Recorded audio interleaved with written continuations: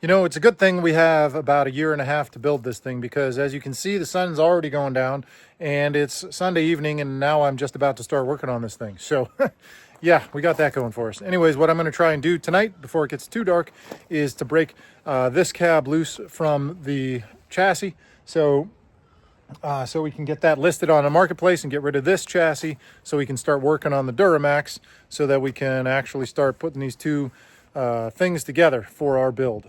So anyways, I'm going to try and get busy here before it gets dark and see what we can get done getting this cab loose.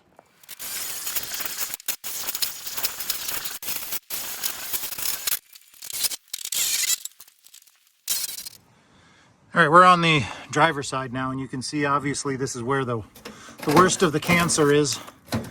So gonna need to do some patching here probably. But anyways, the mount is under there somewhere, so I'm going to do the same thing with the Sawzall right through there, and then get this side loose as well.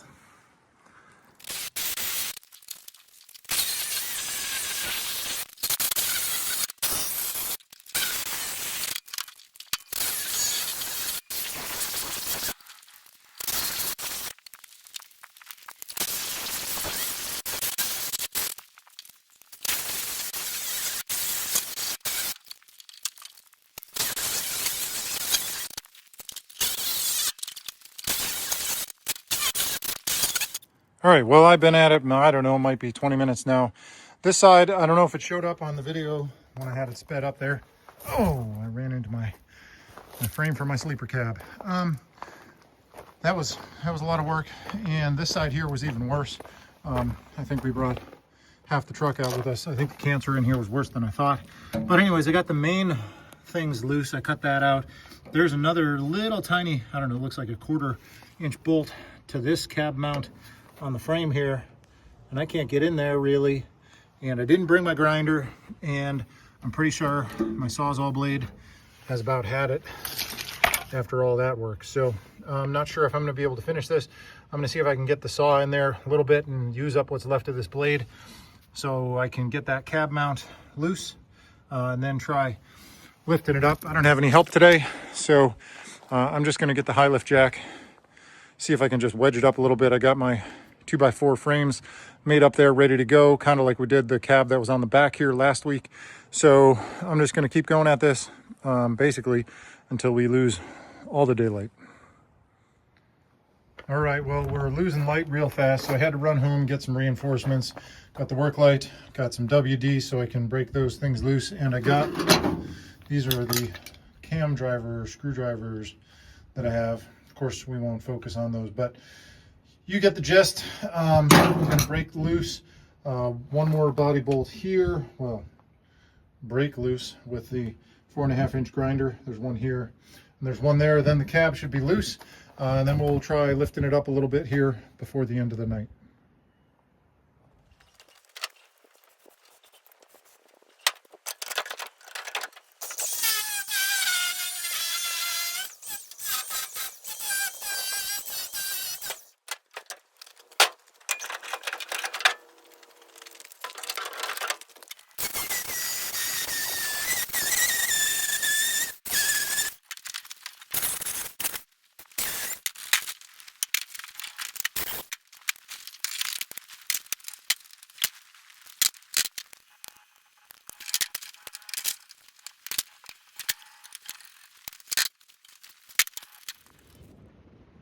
Oh, we're back. Moon's pretty, but we're down here, and these things that are in the corner here, zoom out. Okay, so the top ones broke loose okay. The bottom ones, no, they're permanently part of the truck now.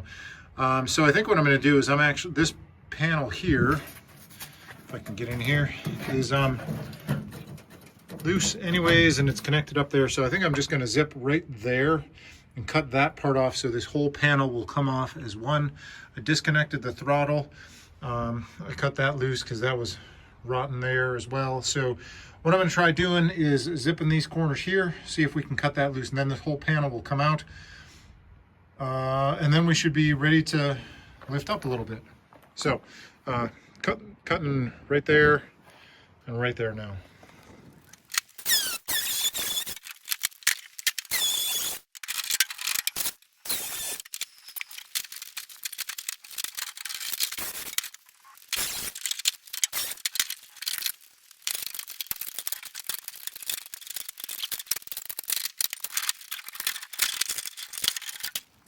All right, well, that was a major struggle bus.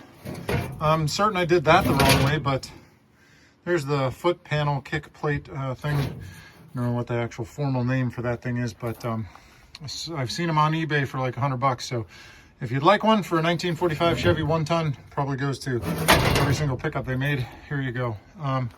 So everything should be loose now, as far as I can tell, and we should be able to just lift the cab up here. So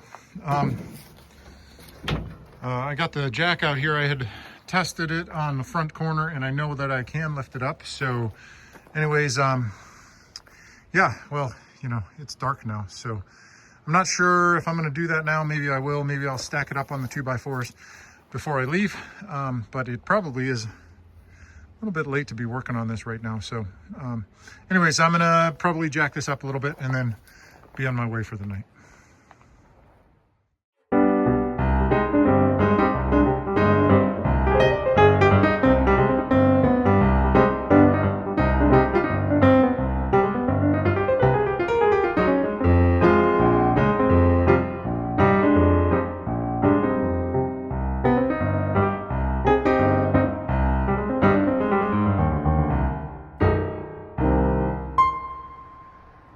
Well, it's official. We are up on our blocks, which is pretty good for late at night by yourself. So only minimally sketchy as frig. So we're up on my 2x4 things there, and the plan will be sometime we're going to get some help, just like the last time, to lift this up. You can see what I got there. Not quite an I-beam, but good enough to get some purchase with some 1/4-inch lag bolts and such, so that we got it up off the frame here. So what we'll do then is slide the 2x4s just like the last time underneath that across the frame, pick this up like we did the last time, and then we'll bring it over here, get it on the trailer just like the last cab, and then take it to the garage so we can actually start cutting things up. So that's it. Signing off for today, I think, because I don't know if you can tell, but it's definitely nighttime. So that's it. That's late Sunday update. We'll catch you sometime later in the week. All right, so the last thing I did before I ended the night was I took this part of the sleeper cab off of the truck. Dude, this is the spacer. How many dollars worth of washers do we have here? It's craziness. All right, well, yet another evening here at the garage storage area. You'll notice there's not a cab on there anymore. I'll throw in a quick little time lapse here.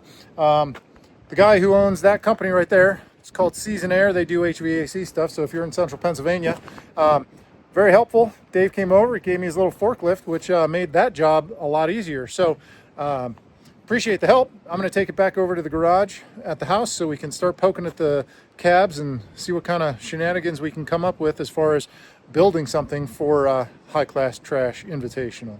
So I'm going to do a little walk around to this thing by itself before I head over there, and then this is going right up on Marketplace. So if you want a Chevy 1-ton chassis that's running and driving, here you go.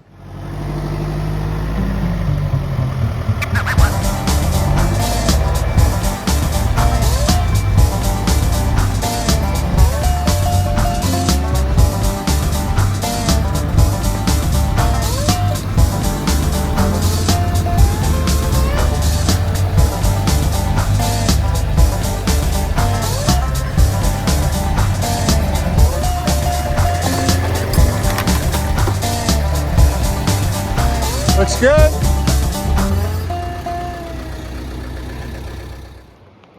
All right, here you go. Stripped down 1-ton Chevy chassis, 1945. 1-ton, was a dump truck, we think. You can see it's got these plates on here riveted on. reinforce the frame. That's, I guess, as best they could come up with. But anyways, yeah, runs. We got it started last weekend. Weather's going to get really crappy this weekend, the polar vortex or whatever it is coming in. So I'm glad we got the cab off so that we can actually get some work done in the garage where it's a little bit warmer and it's not going to be totally miserable out. So anyways, there you go. Naked chassis. Well, we're back at the house garage, and we got our cabs here. You can see we got them backed up back to back. So boy, when you get them in the daylight and you take them apart a little bit, these things are in a lot rougher shape than I thought they were when when I acquired them. I'll flip the camera around here, kind of take you for a little walk around, and I think I'm just going to leave this one short because it's Thanksgiving weekend, so hope everybody's having a great holiday, and I'll flip this around, do a little talking, and then kind of sign off for the weekend. So hope everybody's doing well. Catch you later. All right, so I just want to do a little bit of a walk around in the overall plan. So basically what we're going to do, as you see, we're going to put them back to back so we can make our crew cab. We're going to take the back off of both of these cabs and put them together. I might run a strip of something in the middle there just to gain a little bit more length. But overall, my plan was to make the doors longer as well. So I did get these doors over here when I was at Carlisle in the fall. So we have extra material. We can cut a strip out of each of those and add to the doors. This one here on this cab here is also pretty rough, so we're going to need to replace that anyways. In the process, we will be making the whole thing longer. The rear of that cab is going to become the rear of the entire vehicle. This door is going to have to be squared off, and that's going to require another donor cab so that we can get the door frame right there to square that off for the rear window. The other thing that I'm going to need to consider is that the DuraMax donor chassis is substantially wider. If you look at the firewall here, this is super narrow, and we're going to need to make that almost, well, plan is at least a foot wider. So after I graft the two cabs together lengthwise in this direction to make our crew cab, when I do that, obviously the roof has to come out anyways. So after it's made in this dimension, I'll bring the DuraMax crew cab chassis over here, and we're just going to split this right down the middle and add in material in the middle here so that these cabs, the crew cab that we're building, can then sit on top of the DuraMax chassis. That's, well, yeah, again, good thing we have 17 months. Part of the reason that I want to maintain the DuraMax, the floor and the dash in that one is because then I get my HVAC controls, all the light controls, everything in the dash, the gauges, all the computer that's buried in there and everything. I don't have to take that out and make a custom dash or custom interior, at least from the firewall. And you know, the pedals are taken care of and all that kind of stuff. So I'll end up taking this firewall off around the perimeter, and then we can just take this and, you know, once it's split in half, we take those two halves and then weld them to the DuraMax firewall to create our new Frankenstein vehicle. So anyways, there you go. Hope everybody's having a good Thanksgiving. I'm going to cut it short here so I don't babble on too long. And wish me luck. I'm just going to spend some time this weekend tearing this apart and, you know, watching everybody else in their builds on Facebook and YouTube when I get a chance. So there's somebody doing something similar. I thought I had a super genius idea and it was super unique and I was coming up with this on my own. But there is another builder that in the High Class Trash Invitational who's doing something very similar. I believe the name is Aaron Post, and he's doing it with a Ford. So it'll be interesting to see how these things compare at the end of the show. So anyways, that's it. Signing off. Happy Thanksgiving. See you guys next time.